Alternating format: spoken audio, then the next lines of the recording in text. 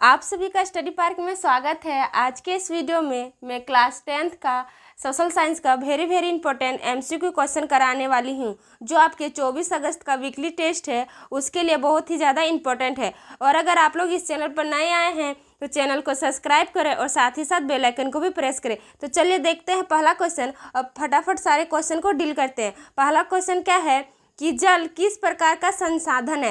तो जल किस प्रकार का संसाधन है, तो ये नवीनीकरण संसाधन है। क्या है? नवीनीकरण। चलिए दूसरा देखते हैं कि विश्व का कितना भाग जल से ढका हुआ है। तो विश्व का कितना भाग जल से ढका है, तो 3/4 भाग जल से ढका हुआ है। तीसरा है कि राजस्थान में छत वर्षा जल संग्रहण को कहा जाता है। जो राजस्थान है उसमें जब वर्षा होती है तो उसमें छत में जल को संग्रहण किया जाता है, तो उस चीज़ को क्या कहा जाता है, तो टाका उस चीज़ को कहा जाता है। चलिए देखते हैं चौथा नंबर का क्वेश्चन कि विश्व में कुल आयतन का लगभग कितना प्रतिशत भाग महासागरों में पाया जाता है। तो कितना प्रतिशत भाग जो है वो महासागर में पाया जाता है, तो 71% जल जो है वो महासागरों में पाया जाता है। अगला देखते हैं क्या है, अगला पढ़ते हैं कि विश्व में जल के कुल आयतन का कितने प्रतिशत भाग अलवणीय जल है। जो विश्व है उसमें कुल कितना प्रतिशत भाग अलवणीय जल है, तो इसका राइट आंसर होगा 2.5। क्या होगा?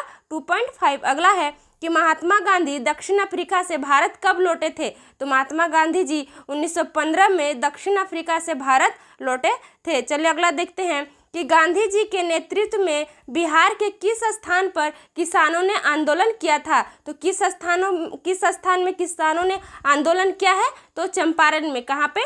चंपारण में। अगला है कि महात्मा गांधी ने भारत में सत्याग्रह आंदोलन, जो महात्मा गांधी जी है वो भारत में सत्याग्रह का प्रथम प्रयोग कहाँ पर किए थे, तो चंपारण में। और चंपारण कहाँ है? बिहार में। चलिए अगला क्वेश्चन देखते हैं। और अगला है कि गांधी जी ने चंपारण में जो सत्याग्रह कब से शुरू किया था। जो गांधी जी रहते हैं वो चंपारण सत्याग्रह में कब से शुरू करते हैं, तो 1917 में। कब से? 1917 में। अगला है कि किसानों के लिए गुजरात में जो खेड़ा में गांधी जी ने सत्याग्रह कब किया था, तो 1918 में। कब? 1918 में। अगला है कि रोलक एक्ट कब पारित हुआ था। तो रोलक एक्ट किस वर्ष पारित हुई है, तो 1919 में। कब? 1919 में। अगला है कि जलियांवाला बाग हत्याकांड कब शुरू हुआ है। तो जलियांवाला बाग 13 अप्रैल 1919 में शुरू हुई थी। अगला देखते हैं कि जलियांवाला बाग हत्याकांड किसके आदेश पर हुआ था। जो जलियांवाला बाग है उसमें जो हत्याकांड हुई थी वो किसके आदेश पर हुई थी, तो जनरल डायर के आदेश पर। किनके आदेश पर? General Dyer. चलिए अगला देखते हैं कि स्वराज हमारा जन्मसिद्ध अधिकार है। ये जो नारा है इसे लेकर रहेंगे, यह कथन किसके द्वारा कहा गया है, तो बाल गंगाधर तिलक के द्वारा ये कथन कहा गया था कि स्वराज हमारा जन्मसिद्ध अधिकार है। अगला है कि 1918 से 1920 में भारत में कौन सी महामारी फैली थी। तो कौन सी महामारी फैली थी, तो फ्लू। कौन सी? फ्लू।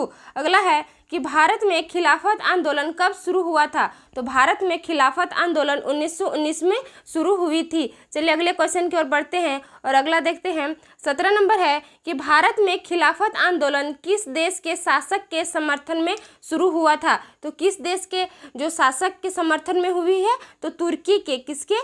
तुर्की में। अगला देख लेते हैं 18 नंबर कि तुर्की में किस आध्यात्मिक पद की समाप्ति कर दी गई थी। तो खलीफा। कौन सी जो पद है उसे समाप्त किया गया था, तो खलीफा। चलिए अगले क्वेश्चन की ओर बढ़ते हैं और अगला देखते हैं कि खिलाफत आंदोलन के प्रमुख नेता थे। तो खिलाफत आंदोलन के प्रमुख नेता कौन रहते हैं, तो मौलाना मोहम्मद अली और मौलाना शौकत अली। कौन कौन? मौलाना मोहम्मद अली और मौलाना शौकत अली। 20 नंबर देखते हैं कि हिंद स्वराज 1919 में जो नामक पुस्तक की रचना किसने की थी। तो हिंद स्वराज नामक की जो पुस्तक है उसे किसने लिखा है, तो महात्मा गांधी जी ने। किन्होंने?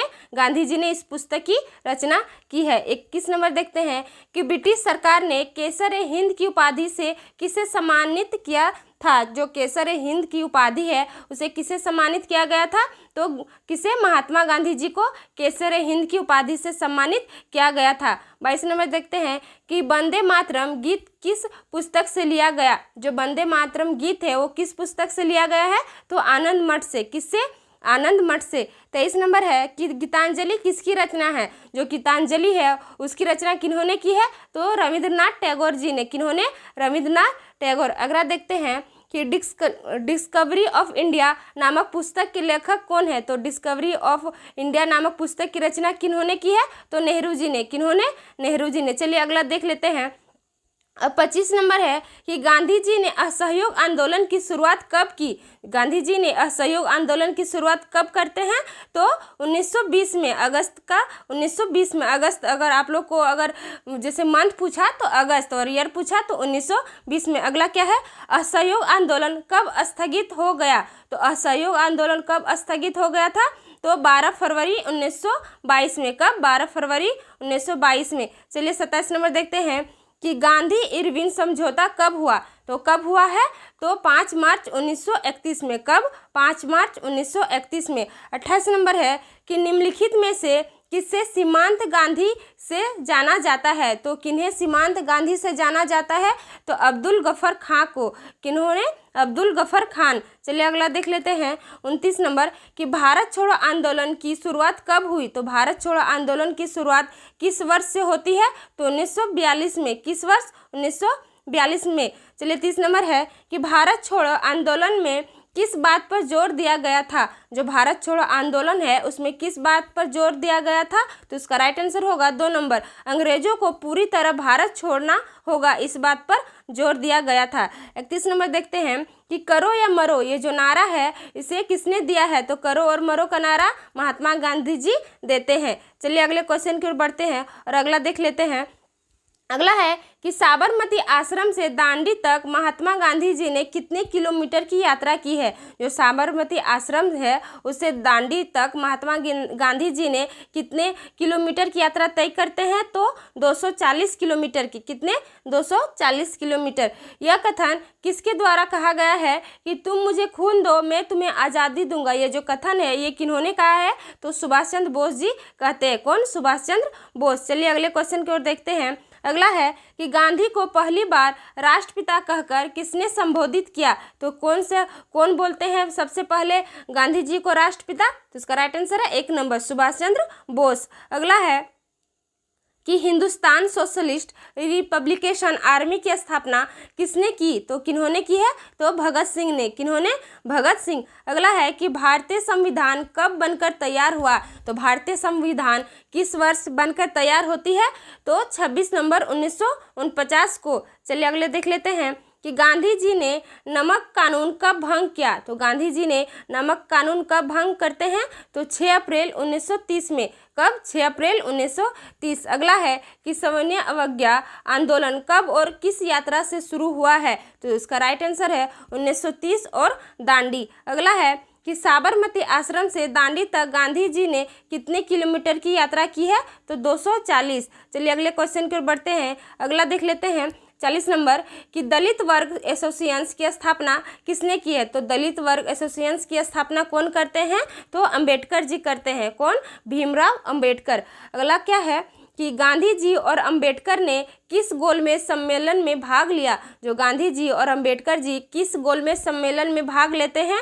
तो द्वितीय सम्मेलन में वे भाग लेते हैं। अंबेडकर की प्रमुख मांग क्या रहती है? अंबेडकर जी की प्रमुख मांग क्या रहती है? तो दलितों के लिए अलग निर्वाचन क्षेत्र। क्या? दलितों के लिए अलग निर्वाचन क्षेत्र। 43 नंबर क्या है कि 1932 ईस्वी में जो पूना समझौता किनके बीच हुआ था? तो किनके बीच होता है? तो गांधी जी और अंबेडकर के बीच में। किनके बीच? गांधी जी और अंबेडकर के बीच में। प्रथम विश्व युद्ध कब से कब तक हुआ? जो प्रथम विश्व युद्ध हुआ था वो कब से कब तक होता है? तो 1914 से 1918 तक। चलिए अगले क्वेश्चन की ओर देख लेते हैं और अगला क्या है कि संथाल विद्रोह के नेता कौन थे? तो संथाल विद्रोह के नेता कौन रहते हैं? तो सिद्धू और कान्हू। कौन कौन? सिद्धू और कान्हू। 46 नंबर क्या है कि भारतीय राष्ट्रीय कांग्रेस की स्थापना किस वर्ष हुई है? तो 1885 में भारतीय राष्ट्रीय कांग्रेस की स्थापना होती है। 47 नंबर क्या है कि महात्मा गांधी ने सत्याग्रह का प्रथम प्रयोग कहाँ किया? तो गांधी जी ने सत्याग्रह का प्रथम प्रयोग कहाँ करते हैं? तो दक्षिण अफ्रीका में। कहाँ पे?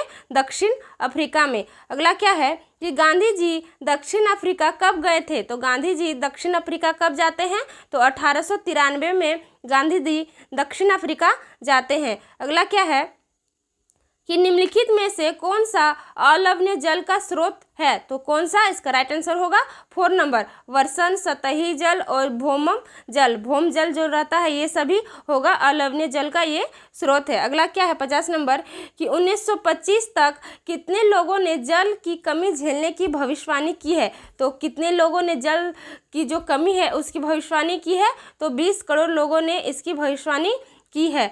किसने कहा, जो ये देख लेते हैं कि किसने बांधों को आधुनिक भारत का मंदिर कहा है। तो किसने बांधों को आधुनिक भारत का मंदिर कहा है। तो नेहरू जी कहते हैं। कौन, नेहरू जी। चलिए अगला क्वेश्चन देखते हैं कि भारत में बहुउद्देशीय नदी परियोजना को आधुनिक भारत का मंदिर किसने कहा है। तो आधुनिक भारत का मंदिर किन्होंने कहा है। तो इसका राइट आंसर होगा 3 नंबर जवाहरलाल नेहरू जी। कौन रहते हैं।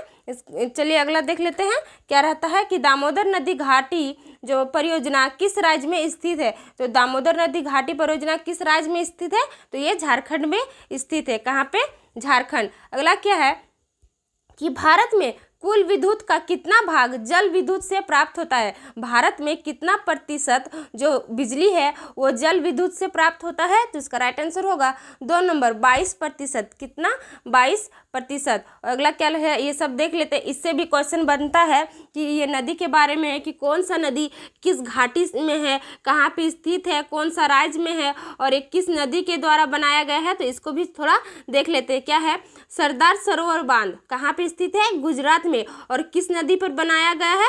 तो नर्मदा नदी पर ये बनाया गया है। टिहरी बांध कहाँ पे है, उत्तराखंड। और किस नदी पर बनाया गया है। तो भागीरथी नदी पर। कहाँ पे, भागीरथी नदी पर। अगला क्या है कि हीराकुंड बांध कहाँ पे स्थित है, उड़ीसा राज्य में। और किस में बनाया गया है। तो महानदी पर बनाया गया है। अगला क्या है, भाखड़ा नागल बांध कहाँ पे स्थित है। तो पंजाब में। और किस नदी पर बनाया गया है। तो सतलुज व्यास नदी पर यह बनाया गया है। नागार्जुन बांध कहाँ पे स्थित है, आंध्र प्रदेश में। और किस नदी पर बनाया गया है। तो कृष्णा नदी पर यह बनाया गया है। तो आप लोग ये सब बातें जरूर अपनी कॉपी में नोट कर ले, ताकि ये सब जो यहाँ पे एमसीक्यू क्वेश्चन कराया गया है ये आपके फाइनल एग्जाम के लिए भी बहुत ही ज़्यादा इंपॉर्टेंट है। क्योंकि यहाँ पे जो भी एमसीक्यू है वो बहुत ही इंपॉर्टेंट है। और अगर आप लोग को ये वीडियो पसंद आई है तो मेरे चैनल को सब्सक्राइब करें। धन्यवाद।